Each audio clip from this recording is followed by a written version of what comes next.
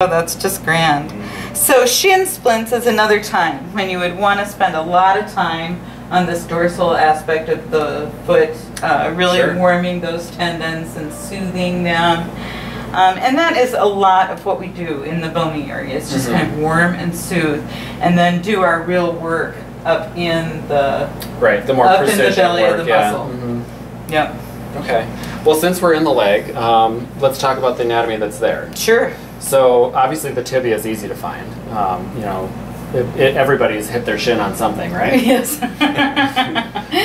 And you can kind of feel like, almost like there's a crest, like a sharp edge of that tibia. Yeah.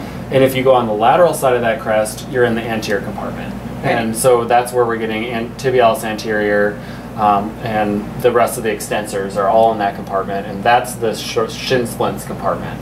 If we go to the medial side of that crest, then we're in the posterior compartment. And the first muscles that we'll see are those deep flexors. Well, we won't see them, but the first ones that you'd feel like just inside that lip of the tibia would be some of those deeper flexors, and then soleus, and then gastrocnemius.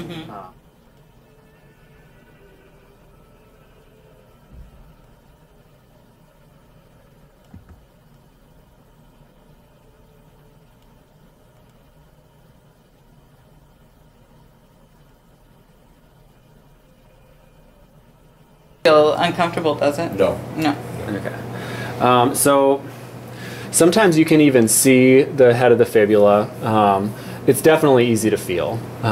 If you're grabbing onto somebody's leg, it's a pretty prominent bump right up at the top end of their leg, but we're not past the knee joint. We're definitely below the knee joint. I think a lot of people think the fibula is higher than, or it ends higher than it actually does. Yeah.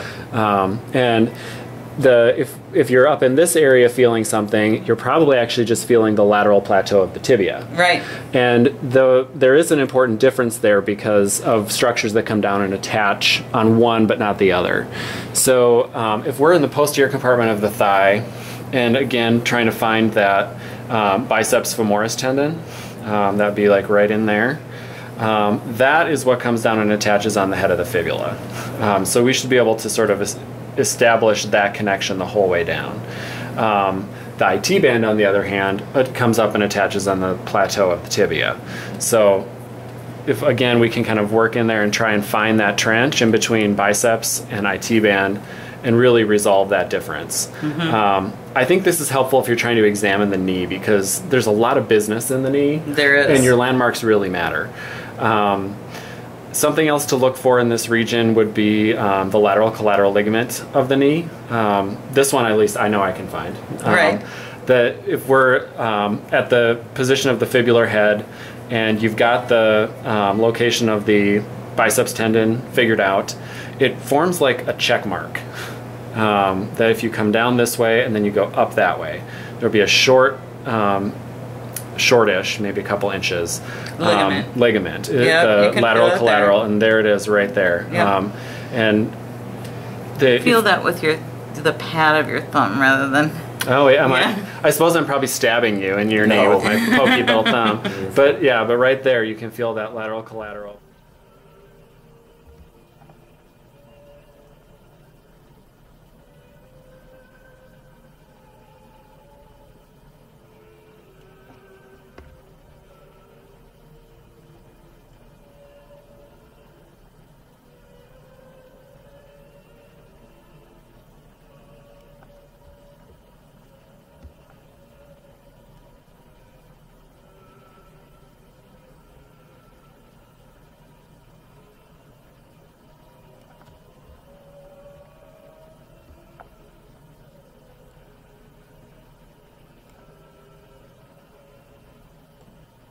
Okay, well, the quadriceps tendons all come down over the patella, right? Yeah.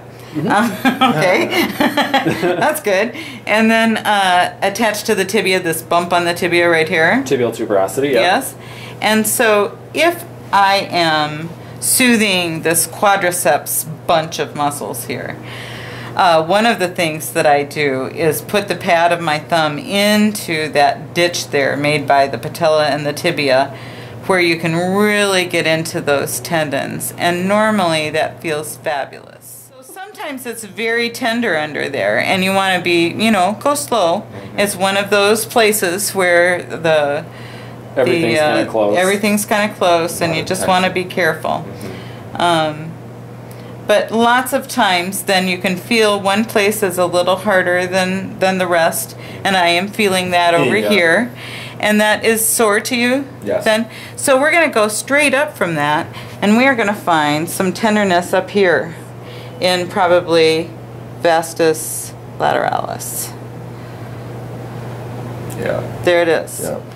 Okay, and that is directly above the hard tendon.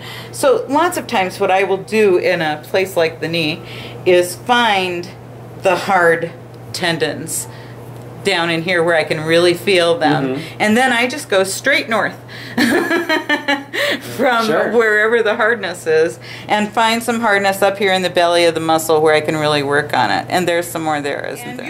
You can feel it up in here too, but he's got good muscles. It's going to be more difficult to find if you've got this whole broad area to look through and sift through rather than just this little teeny tiny spot. Sure. And then the other thing that I do is I displace the patella a little bit and kind of rub underneath the edges of it.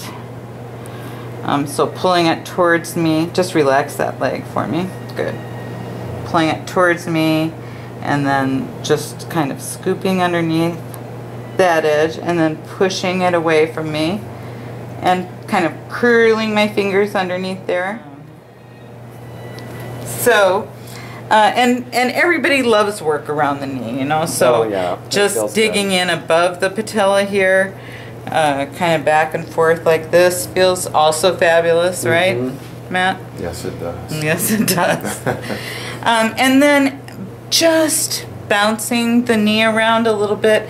There is synovial fluid in this joint, and I learned in massage therapy school that this kind of jostling, we call it, is very helpful in joints. It helps move the fluid and get it transferring, you know, if transference is something that it does, and allowing or encouraging the bones and the tissue themselves to do a bit of the massage for you.